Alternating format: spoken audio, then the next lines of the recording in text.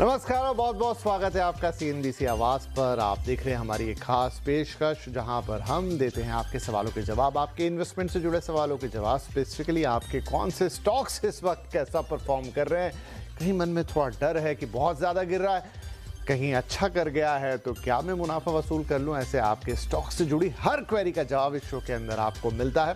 नमस्कार, आपके साथ मैं हूं विपिन भट्ट। और आप हमें क्वेरी कैसे भेजते हैं तो बहुत आसान है वो तरीका, वैसे तो सभी दर्शक जानते हैं, लेकिन स्टिल जो कोई नया जुड़ रहा है 70452200 पर आप हमें व्हाट्सएप कर सकते हैं। इसके अलावा आप फेसबुक और एक्स पर अगर हमें लाइव देख रहे हैं तो वहां पर जाकर भी आप सीधे कमेंट बॉक्स में अपने सवाल हमसे पूछ सकते हैं और हम इसी शो के दौरान आपके सवालों के जवाब देने की पूरी कोशिश करेंगे।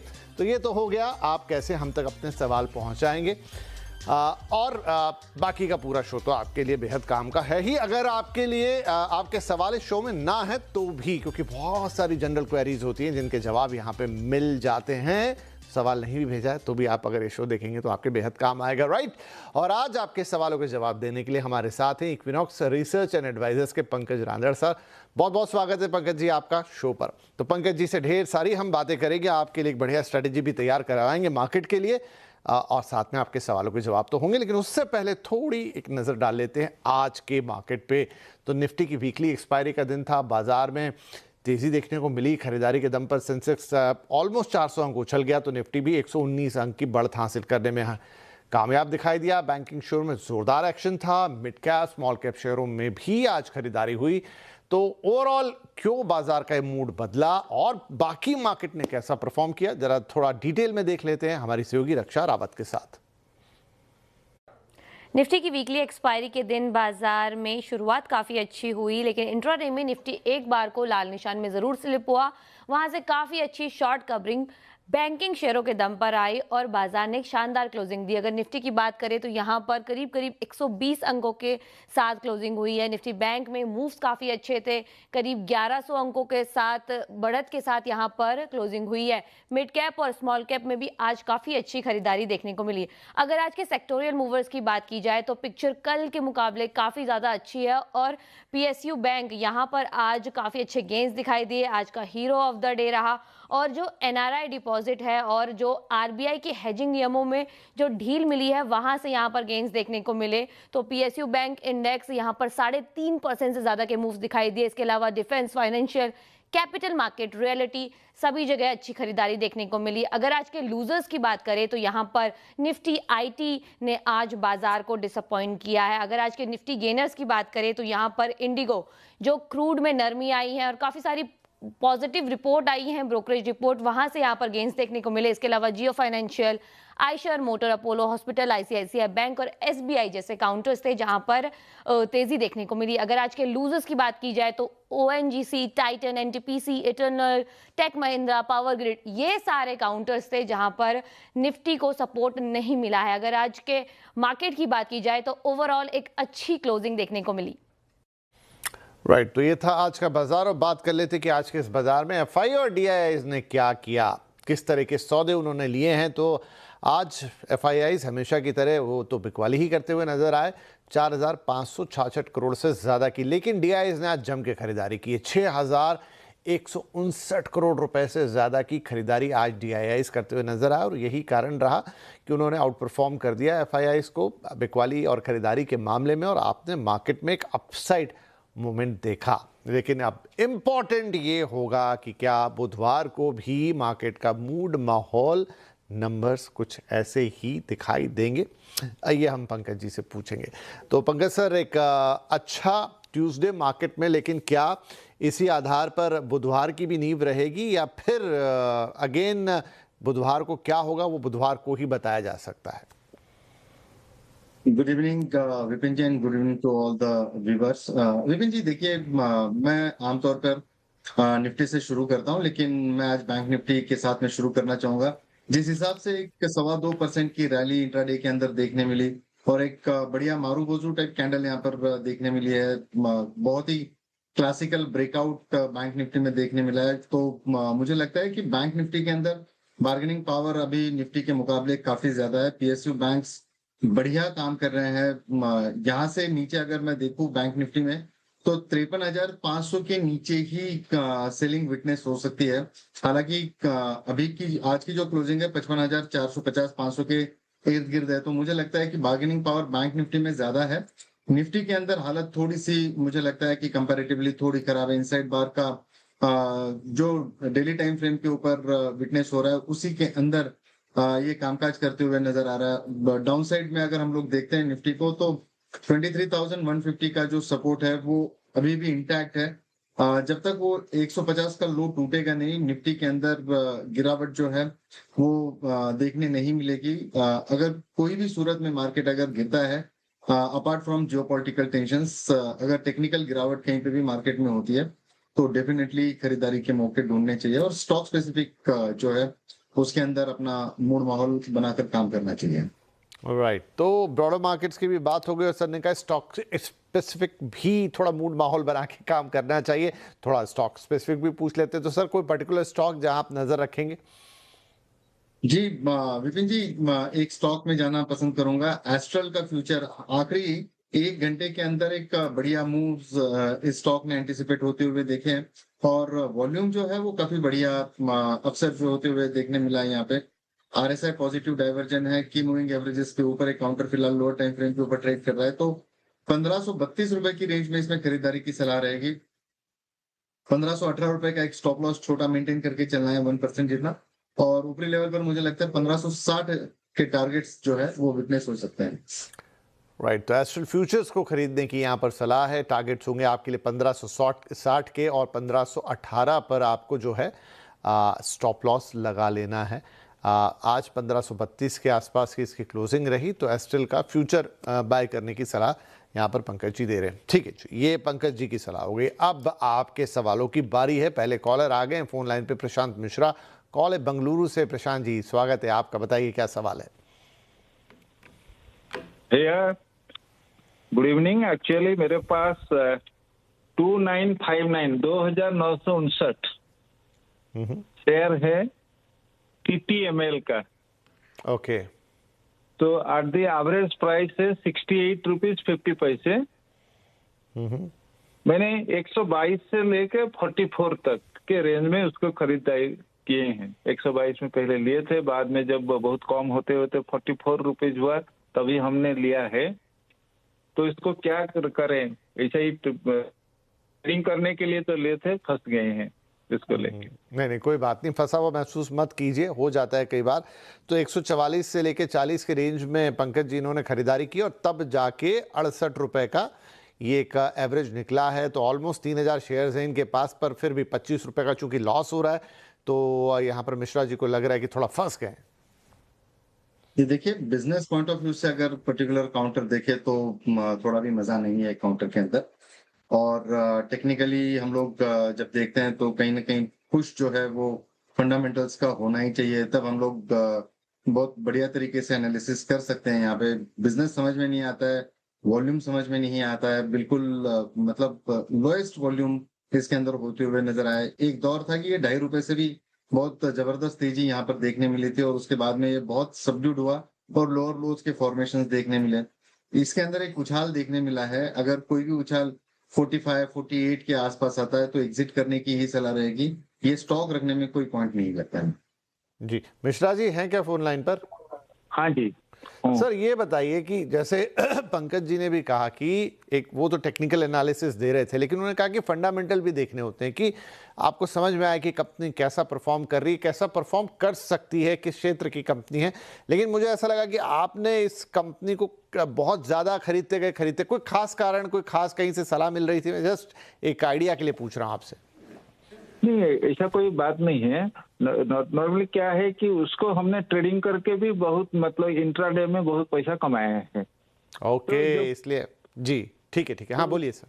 तो इसमें जब एक बार जब 100 का रेंज में हमने भी बहुत पैसा कमाया है, तो जब 100 का रेंज से हमने कमाया है तो बाद में जब कम होते गया चला गया तो हमने सोचा कि और भी कुछ पैसा हो सकता है, इसलिए ऐड करते गए 44 रुपीज तक। लेकिन उसके बाद से अभी चुपचाप बैठे हैं।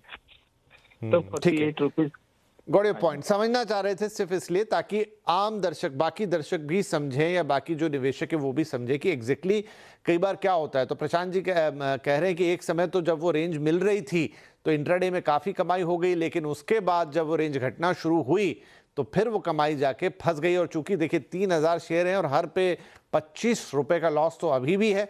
और यहाँ पे पंकज जी ने सलाह दी है कि 45-48 का भाव मिले तो निकल जाइए, तब भी वो लॉस उतना तो नहीं कट पाएगा। तो मल्टीप्लाई बाय 3000 शायद जितनी कमाई वो इंट्राडे में हुई होगी पूरी निकल जाएगी। तो यही शेयर बाजार का थोड़ा सा एक चक्रव्यूह या कहें माया होती है जिसको समझना बहुत ज़रूरी है। वेल, आगे चलते हैं। अगले कॉलर है मिस्टर अजय और कॉल आ रही है छत्तीसगढ़ से। अजय साहब स्वागत है। छत्तीसगढ़ में किस शहर से बोल रहे हैं आप? मैं छत्तीसगढ़ भाटापारा से बोल रहा हूँ, रायपुर के पास है। अच्छा जी, बढ़िया है। बताइए सर क्या स्टॉक्स हैं?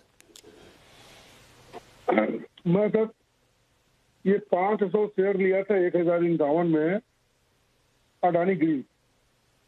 500 शेयर, राइट? हाँ, 1051 में। ओके। उसके बाद वैसे वो 200 रुपये नीचे आया था, बाद में आज की पोजीशन 1520 कितना रुपया है। तो मेरे को ऐसे बेचने की जल्दी नहीं है। हाँ, ये मेरे को कहाँ तक रख सकते हैं इसको?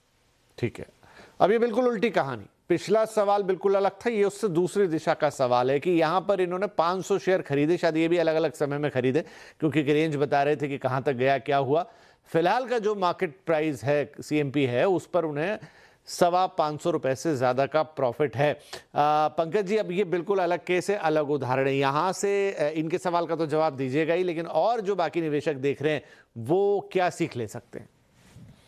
जी डेफिनेटली, देखिए जब कोई भी स्टॉक ट्रेंडिंग में हो तो राइट जरूर करना चाहिए। और मोमेंटम का अंदर जो जो आनंद है वो बाकी जो ट्रेडिंग जो पर्सपेक्टिव होते हैं वो मिलता नहीं है, लेकिन राइड करने में जो मजा है वो अपने अपने थोड़ा सा अलग है। मुझे लगता है कि अदानी एनर्जी सॉल्यूशंस ये काउंटर अभी राइड कर रहा है और इसका मोमेंटम जो है वो कंटिन्यूएशन में रह सकता है डेफिनेटली। लेकिन एक बात का ध्यान रखें कि मार्केट आज के तारीख में ऐसा है कि at any given point in time आपको स्टॉप लॉस जो है वो ट्रेलिंग स्टॉप लॉस मेंटेन करते हुए चलना है ताकि आप हमेशा फायदे में रहें। यहाँ पे ऑलरेडी आप 50% के जितना जो है वो प्रॉफिट बना ही रहे हैं यहाँ पे। तो मुझे लगता है यहाँ से एक स्टॉप लॉस जरूर आप मेंटेन करके चले। 1420 रुपए का एक बेस कंसिडर करके चले और अगर वो टूटता है तो ये एक थोड़ा सा ट्रेडिंग पॉइंट ऑफ व्यू से जो है वो नीचे का ट्रिगर हो सकता है वहां पे। तो डेफिनेटली 1420 रुपए का भी स्टॉप लॉस लगाइए। ये काउंटर जैसे ही 1650 के ऊपर चला जाए तो यहाँ पे आप 1550 रुपए का स्टॉप लॉस ट्रेल करते रहिए ताकि आप मोमेंटम भी राइड करेंगे और कभी ना कभी वो ट्रेलिंग स्टॉप लॉस तो जरूर कटेगा, लेकिन तब तक आप काफी अच्छे पोजीशन में आ जाएंगे तब तक। चलिए, ये भी बढ़िया कमाल की बात बताई पंकज जी ने कि कैसे आप उस मोमेंटम को राइड करेंगे, क्या तरीका होता है ताकि आपको नुकसान ना हो। पहले वाले शख्स भी, मिश्रा जी भी मोमेंटम राइड कर रहे थे, तब उन्हें बहुत फायदा मिला, लेकिन बाद में जाके वो फंस गए। अब यहाँ पर मुझे लग रहा है सर वहां पर शायद मिश्रा जी ने स्टॉप लॉस नहीं लगाया था, राइट? जी सर, मेरा तो ये मानना है, देखिए stop loss is the only God in the market. कोई दूसरा मतलब उसको चारा नहीं है। और आप कई बार ऐसे हो जाता है कि बड़े नाम देखकर भी फंस जाते हैं। तो अल्टीमेटली ट्रेडिंग करके पैसा ही बनाना है। तो अच्छे स्टॉक्स, क्वालिटी स्टॉक्स के अंदर रहेंगे तो थोड़ा हेडेक भी कम होगा आपका और साउंड जो है वो फील करेंगे आप थोड़ा। बिल्कुल बिल्कुल, तो ये स्ट्रेटेजी ध्यान में रखिएगा। अच्छा, जहां तक बात थी अडानी एनर्जी सॉल्यूशन की, तो सर ने कहा 1420 रुपए का स्टॉप लॉस लगा के होल्ड कर लीजिए। ये इनके लिए सलाह थी क्योंकि जो इनका खरीद भाव था और आज की तारीख में जो भाव है आगे 1650 तक जाता हुआ दिख रहा है। जब वहां पहुंच जाएगा तो फिर इसी स्टॉप लॉस को आगे आप 1550 कर लेंगे, ट्रिल करते चलेंगे ताकि आप अपना सेफ गार्ड, मुनाफा सेव करते चलेंगे। तो ये स्ट्रेटेजी होनी चाहिए। ठीक है जी, सवाल हो गए 2, लेकिन सीख हो गई कई सवालों जितनी। बढ़िया लेसन आ गए। यहाँ से आगे बढ़ जाते हैं। हमारे अगले कॉलर हैं मिस्टर सोहिल प्रजापति और इस बार कॉल है गुजरात से। आज स्टेट्स के ही नाम है। सोहिल जी नमस्कार, गुजरात से, लेकिन कहाँ से गुजरात में? महसाणा से गुजरात से सर। नमस्कार। बताइए सर। सर मैंने हिंदुस्तान कॉपर के 444 क्वांटिटी 114 रुपए में बाय की हुई है जून 2023 से। ओके, तो सर वो अभी लॉन्ग टर्म के लिए अभी 3 साल तो हो ही गए, तो अभी होल्ड करनी चाहिए, आप पार्शियल प्रॉफिट बुक करना चाहिए?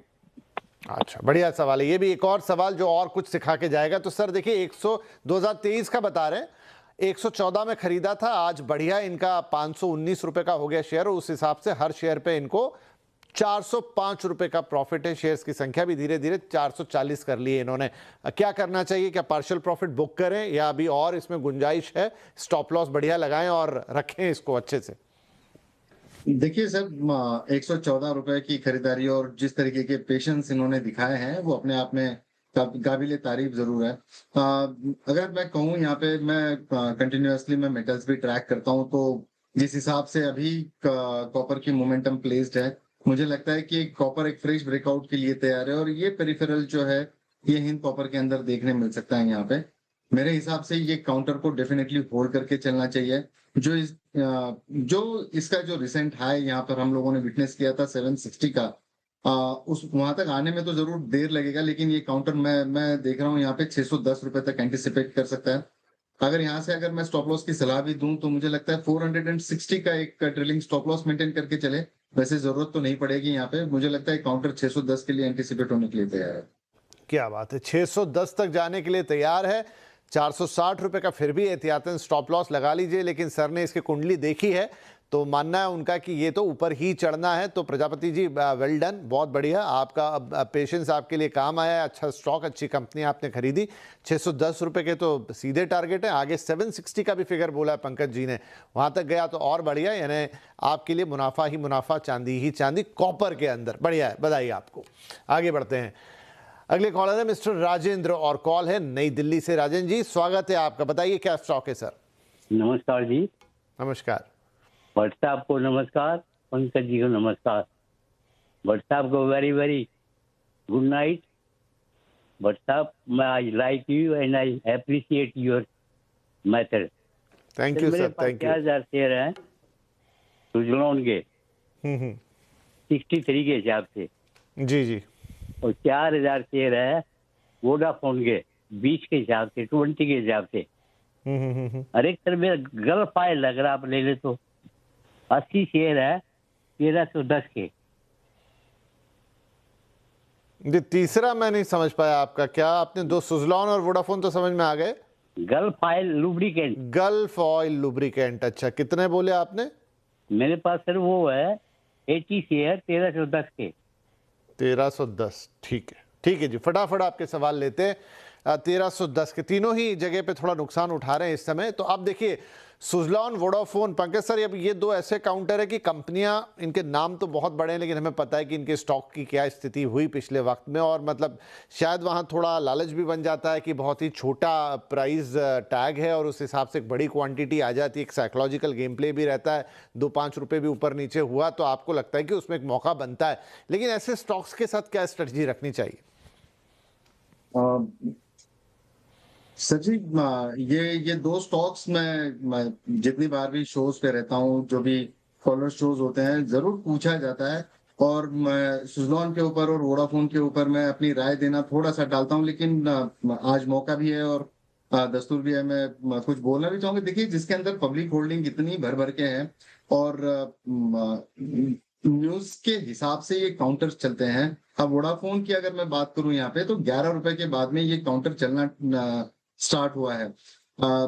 जिस तरीके की अटकलें मार्केट के अंदर देखते हैं हम लोग, तो लगता है कि एक बार इनका 20 रुपए का भाव जरूर दिखना चाहिए, लेकिन ये कब दिखेगा ये बड़ा जटिल एनालिसिस हो गया हमारे लिए।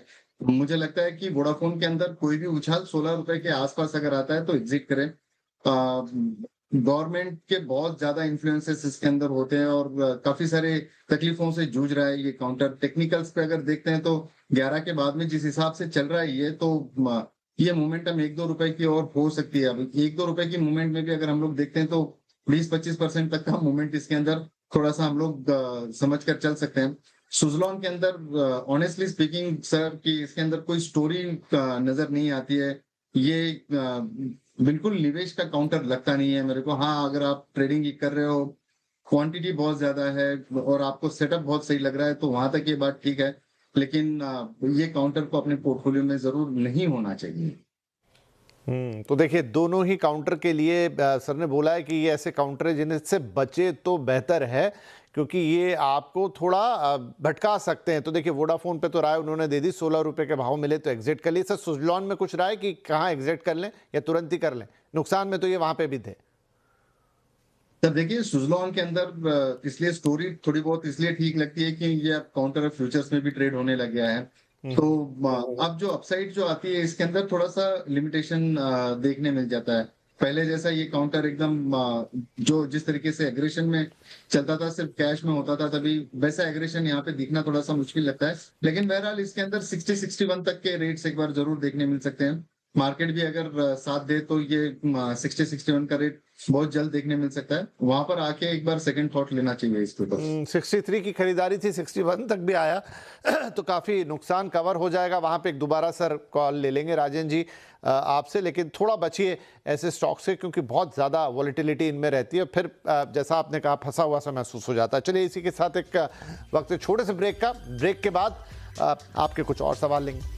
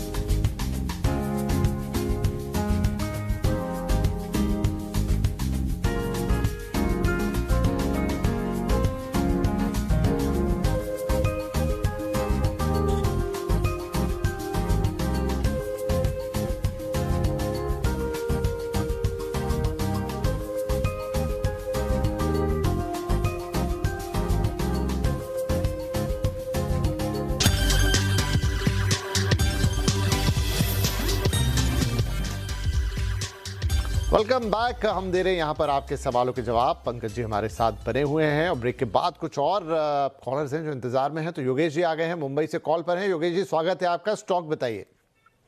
गुड इवनिंग सर, मैंने रिसेंट में अभी इरादा दिया है 122 के भाव पे। मेरा पर्सपेक्टिव उसको विदिन 3 to 6 मंथ के अंदर वापस सेल करने का है। तो क्या रेंज रहेगी, कहाँ तक मुझे इसको स्टॉप लॉस लेके चलना चाहिए? हाँ जी, आयरेडा की एक समय बहुत ज्यादा बात होती थी, खैर आपने लिया और अभी कोई नुकसान तो आपको नहीं हुआ है, लेकिन आगे कैसा रहेगा ये पंकज जी हमें बताएंगे। कि sir once upon a time जिसकी बहुत चर्चा, आज की तारीख में कैसा है, क्या चार्ट्स कहते हैं? देखिए सर, एक बेस वॉल्यूशन की जो रेंज है इसकी, वो शार्प यही रेंज है 120-122 की रेंज में। और कल की अगर कैंडल को देखते हैं तो आज इनगल्फ कर दिया है। मैं डेफिनेटली स्टॉक के बारे में तो मैं ऑप्टिमिस्टिक हूँ, लेकिन कोई भी गिरावट अगर 110 तक आती है यहाँ पे तो एक्यूमुलेट करने की सलाह रहेगी। बिल्कुल 100 का स्टॉप लॉस यहाँ पर मेंटेन करके चले।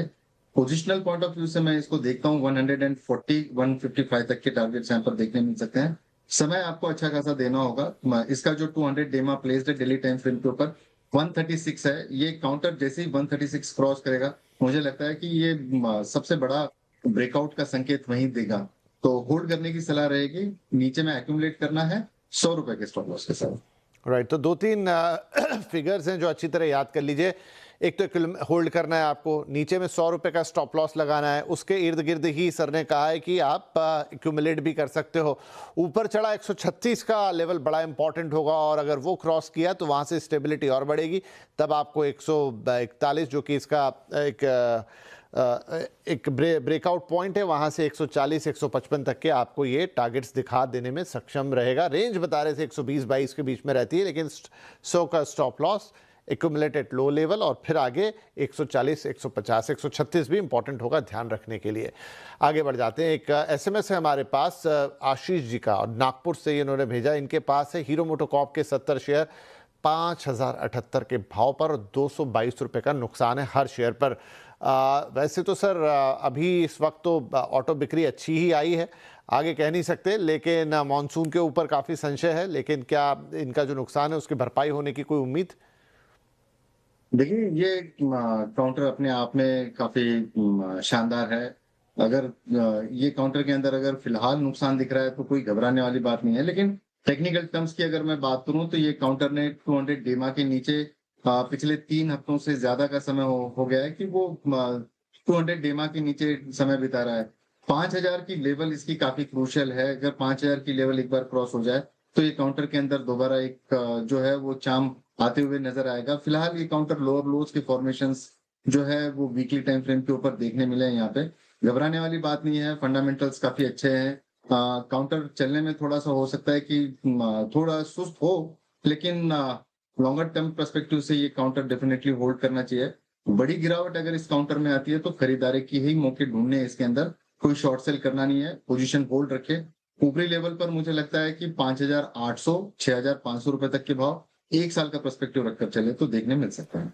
चलिए, बढ़िया है, होल्ड करके रखिए। 5800 तक के लेवल 1 साल के अंदर भी दिखा सकता है, और कोई घबराने वाली बात नहीं, पंकज जी ने कहा। सर बहुत बहुत शुक्रिया इसी के साथ, क्योंकि वक्त हो गया है समाप्त। आप आए, आपने हमारे दर्शकों के सवालों के जवाब दिए, और सभी दर्शकों को भी बहुत बहुत धन्यवाद। आपने कार्यक्रम हमारे साथ देखा, और बुधवार के लिए ढेर सारी शुभकामनाएं। का अच्छा और फायदेमंद ट्वीट कीजिएगा। नमस्कार।